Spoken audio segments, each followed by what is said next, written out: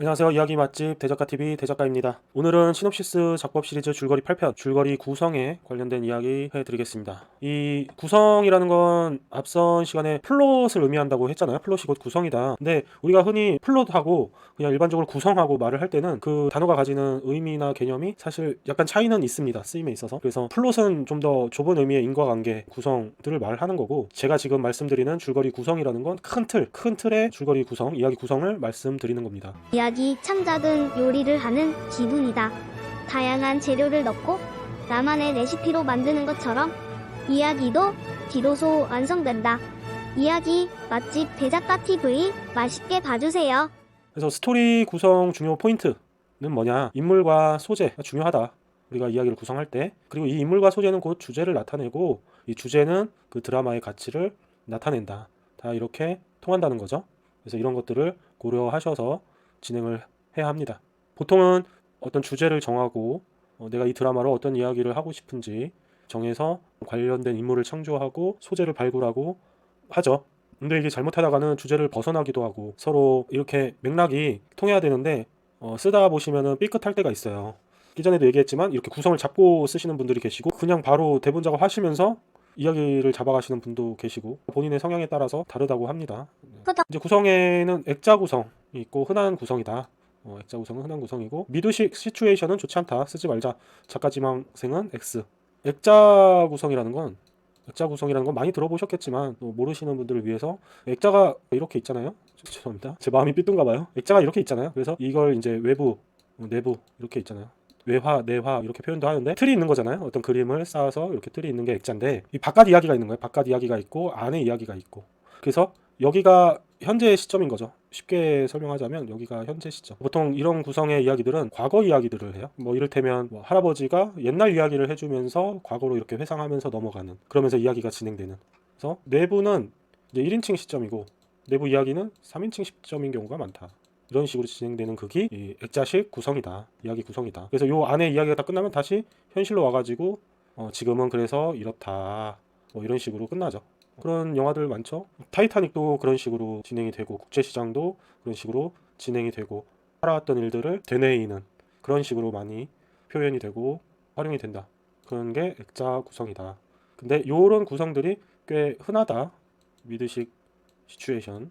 미드식 시츄에이션이라는 거는 뭐냐면, 이제 한국은 어떤 드라마가 진행될 때 이렇게 메인 줄거리가 있는 거예요. 메인 줄거리가 있고 군데군데 사건들이 벌어지고 이렇게 연결이 되면서 연결성을 가지고 하나의 메인 이야기에서 크게 벗어나지 않고, 뭐 벗어난다 하더라도 살짝 벗어나서 다시 돌아오고, 뭐 이렇게 요 정도 서브 이야기가 살짝 있다는 거죠. 어쨌든 큰 하나의 줄거리로서 이야기가 진행이 된다. 처음부터 끝까지 메인으로 가지고 간다. 근데 이제 미국식 시츄에이션이라는 건 그렇지 않은 곡들도 있지만, 이렇게 한화 하나가 거의 옴니버스식이라고 생각될 만큼 나눠져 있는 거예요. 나눠져 있는 거.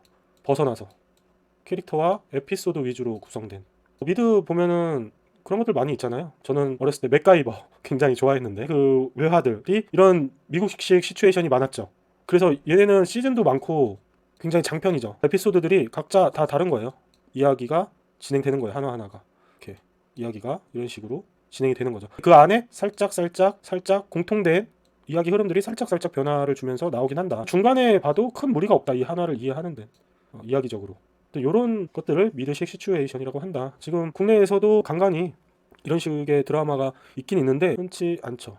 이런 미드식 시츄에이션은 좋지 않다, 쓰지 말자. 작가 지망생에게는 X라고 합니다. 우선 단막으로 이렇게 써볼 수도 없고, 이게 굉장히 호흡이 긴 구성의 방식이기 때문에 또 기승전결을 주면서 하나하나를 만들어 간다는 건, 이런 거는 좀 아무래도 능력 부족이지 않을까?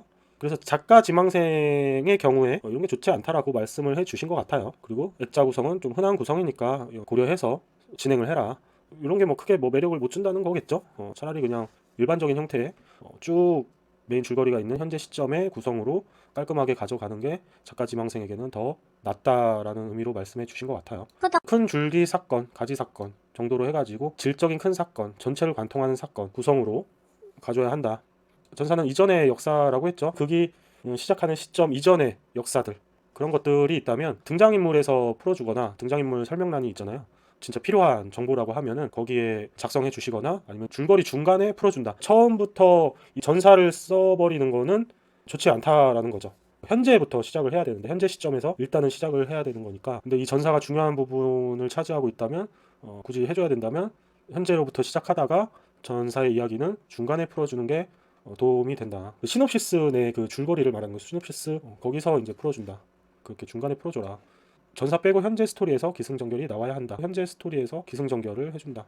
이 기승전결 많이 들어보셨죠? 기승전결 시퀀스예요. 시퀀스는 앞서 설명을 드렸죠. 단막을 예를 든 겁니다. 1, 2 시퀀스는 기에 해당하고 승은 3, 4, 5, 6 정도 시퀀스에 해당이 되고 전 같은 경우는 7, 결은 8 이렇게 시퀀스가 해당이 된다. 구성상 이 정도 해당이 된다. 그리고 재미는 여기서 다 승에서 뽑아내야 한다. 참고하셔서 내 이야기 큰 구성을 해보셔라.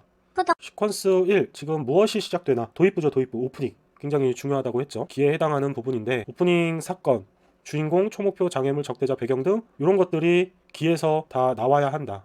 초목표가 분명해야 함. 끝까지 가야 한다. 결국엔 이 주인공이 무엇을 하는 이야기인지를 보는 거니까 주인공이 하고 싶어하는 게 분명해야 되고 이 주인공이 하고자 하는 게 끝까지 가야 한다. 그리고 그 엔딩에서는 이 주인공이 그 초목표를 이루느냐 못 이루느냐 결과가 나와줘야 한다. 그래서 단막은 10분 안에 보통 인물 이런 초목표, 적대, 장애가 다 나와야 하고 미니 시리즈는 1화 안에 다 나와야 한다. 라는 이야기입니다. 단막은 10분 안에 이런 것들이 쫙쫙쫙쫙 빠르게 나오고 미니 시리즈도 1화 안에 대부분 나오고 늦더라도 1, 2화 안에는 나와준다. 이야기를 앞으로 어떻게 진행시켜 나갈 것인지 어떤 이야기들을 할 것인지 던져주는 거죠. 그래서 이렇게 진행을 한다.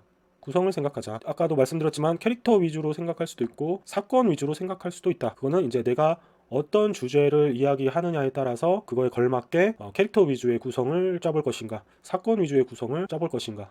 캐릭터 위주의 이야기 구성은 이제 인물의 개성, 심리, 특징, 과거, 목표, 성장, 관계, 감정, 내면 변화, 대화, 경험 등이 중점이 되어 전개가 된다. 이 인물의 이런 것들을 중점으로 해서 이야기가 구성될 때 이제 캐릭터 위주의 이야기 구성이다. 그리고 사건 위주의 이야기 구성은 사건의 플롯, 인과관계죠. 트릭, 전략, 미스터리, 사건 문제 해결이 중요하고 상황과 액션을 중심으로 인물의 행동, 상황 변화, 충돌 등이 중점이 되어 전개가 된다. 이런 식으로 주제나 장르에 따라서 더욱 중점을 두고 초점을 두는 이야기 구성 방식에 차이가 있다.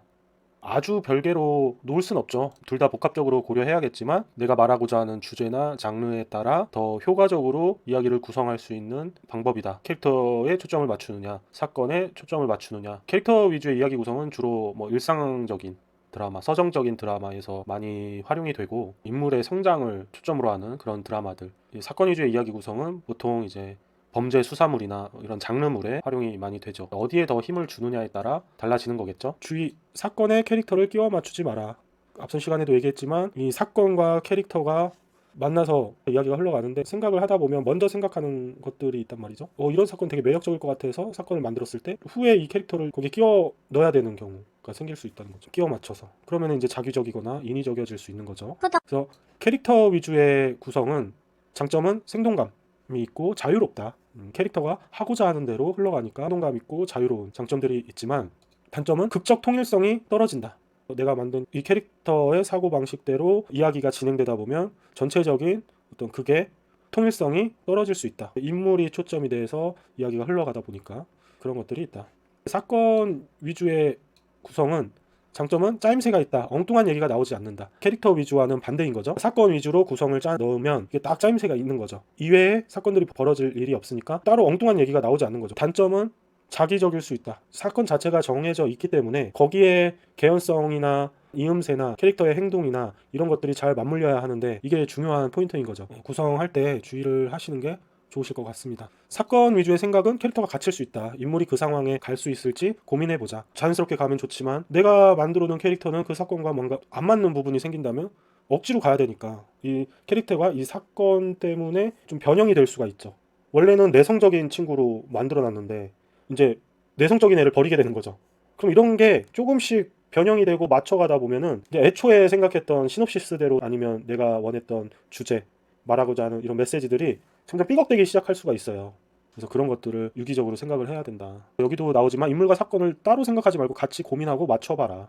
캐릭터 위주, 사건 위주라고 했지만 그거를 같이 생각해 보라는 거죠. 내 인물이 어울리는 사건인가?